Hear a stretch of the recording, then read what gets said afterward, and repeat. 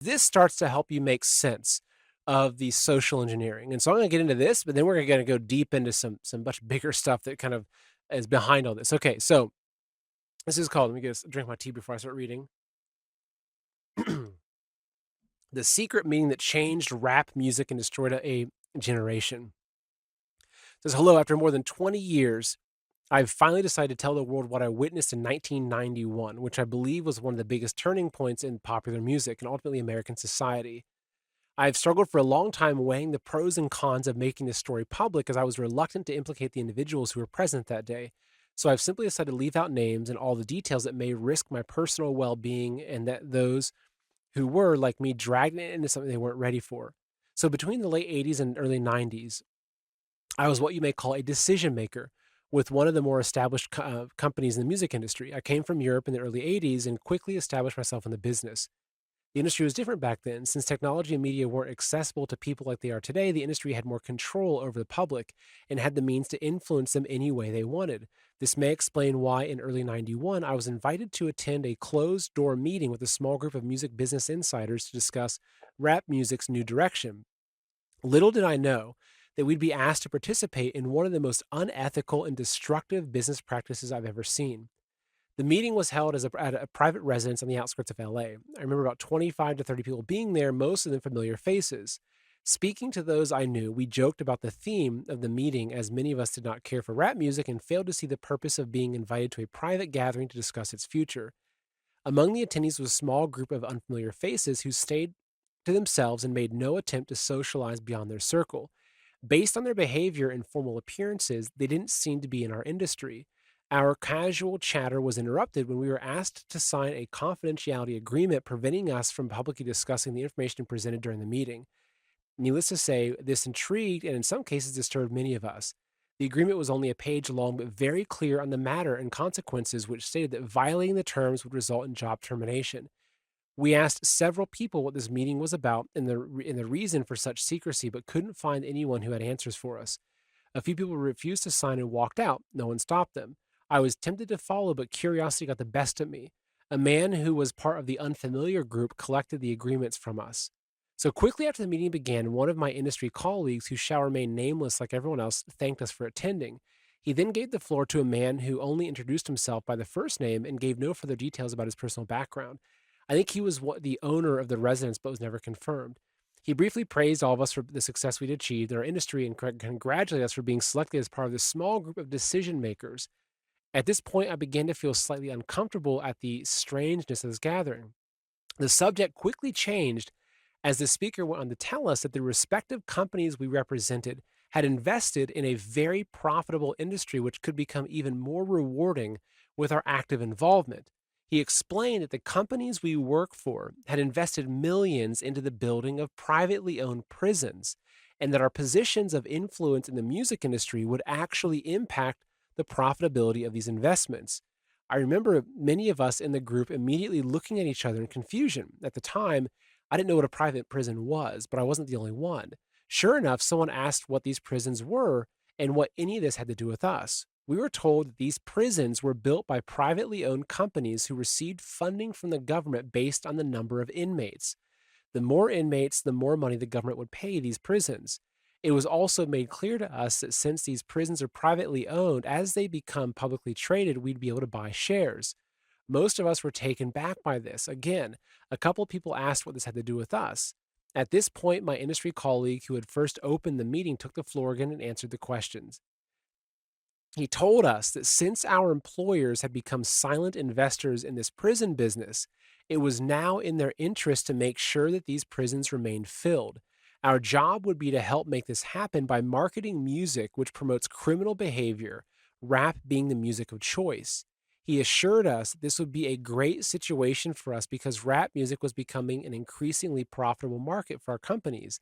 And as an employee, we'd also be able to buy personal stocks in these prisons. Immediately, silence came over the room. You could have heard a pin drop. I remember looking around to make sure I wasn't dreaming and saw half the people with dropped jaws. My daze was interrupted when someone shouted, "Is this an effing joke?" At this point, things became chaotic. Two of the men who were part of the unfamiliar group grabbed the man who shouted out and attempted to remove him from the house. A few of us, myself included, tried to intervene. One of them pulled a gun and we all backed off. They separated us from the crowd and all four of us were escorted outside. My industry colleague who had opened the meeting earlier hurried out to meet us and reminded us that we had signed an agreement and would suffer the consequences of speaking out about this publicly or even with those who attended the meeting. I asked him why he was involved with something this corrupt, and he replied that it was bigger than the music business and nothing we'd want to challenge without risking consequences. We all protested as he walked back into the house. I remember word for word the last thing he said. It's out of my hands now. Remember, you signed an agreement. Then he closed the door behind him. The men rushed us to our cars and actually watched until we drove off. A million things were going through my mind as I drove away, and eventually I decided to pull over and park on a side street in order to collect my thoughts. I replayed everything in my mind repeatedly, and it all seemed very surreal with myself. I was angry with myself for having not taken more of an active role in questioning what we had been presented to us. I'd like to believe the shock of it all is what suspended my better nature. After what seemed like an eternity, I was able to calm myself down and make it home. I didn't talk or call anyone that night. The next day, back at the office, I was visibly out of it, but blamed it on being under the weather. No one else in my department had been invited to the meeting, and I felt like a sense of guilt for not being able to share what I had witnessed. I thought about contacting the other three who were kicked out of the house but didn't remember their names and thought that tracking them down would probably bring unwanted attention. I considered speaking out publicly at the risk of losing my job, but I realized I'd probably be jeopardizing more than my job, and I wasn't willing to risk anything happening to my family. I thought about those men with guns and wondered who they were. I'd been told this was bigger than the music business, and all I could do was let my imagination run free. There were no answers and no one to talk to.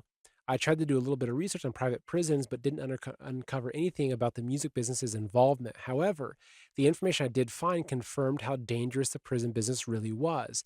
Days turned into weeks and weeks into months. Eventually, it was as if the meeting had never taken place. It all seemed surreal. I became more reclusive and stopped going to any industry events and less professionally obligated to do so. On 2 occasions, I found myself attending the same function as my former colleague. Both times, our eyes met, but nothing more was exchanged. Anyway, he kind of continues on a little bit, but this is basically what he's saying is that the companies that own the rap labels, the music industry, also are investing massively in private prisons because they realize they could socially engineer the listeners of rap music to become criminals, which then puts them into the private prisons, which is a huge moneymaker.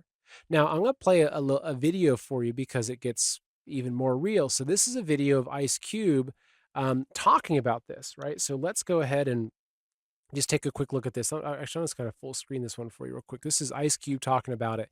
This is about it's about 2 minutes long, his actual section here. So check this out. Same people who own the labels own the prisons. Literally the same people? Literally the same people who own the labels own private prisons. The records that come out are really geared to push people towards that prison industry. But they didn't make you write those lyrics. It's not about making somebody write the lyrics. It's about being there as guardrails to make sure certain songs make it through and certain songs don't. Some records are made by committee, meaning record company guys sit around and tell the artists, this is hot, say that, do this. We're gonna have this guy write the lyrics. We're gonna have that. You have, the record company pushing the narrative. Some social engineering going on here to make sure those prisons stay full. Folks, we all see it. Everything's getting more expensive. We're paying 2, 3, 4 times what things cost just a few years ago. And we know they're lying. 3% inflation, really? Think about it. Why are they telling us to keep our hard-earned money in the banks and stock market while they're rushing to buy gold and silver? That's right. Governments and central banks around the world are dumping the dollar and scrambling to buy gold and silver right now. These are smart people. They see the signs just like you do. They know the crash is coming. The dollar has lost more than half its value in the last 5 years, and our national debt's increasing $1 trillion every 100 days. It can't go on like this. Even Bank of America is warning about a dollar collapse. And if they're right, it's only a matter of time before our savings, our IRAs, and our 401ks could be wiped out. Look, right now, it's still easy to buy gold and silver, but in the future, it may not be. Experts are saying that prices will keep surging, and UBS says that gold could even go up to $5,000 an ounce. Noble Gold's phones have been ringing off the hook because the folks who get it aren't wasting time. Now, I can't tell you what to do with your hard-earned money, but I can tell you that even if just some of your savings are in gold and silver, you can rest assured that money is safe. So call Noble Gold and protect your wealth today. It's better to be 6 months early than 1 day late. So call Noble Gold today at 626-654-1906 or visit goldwithseth.com and set up your free wealth consultation. The phone number and the websites are also in the show's description.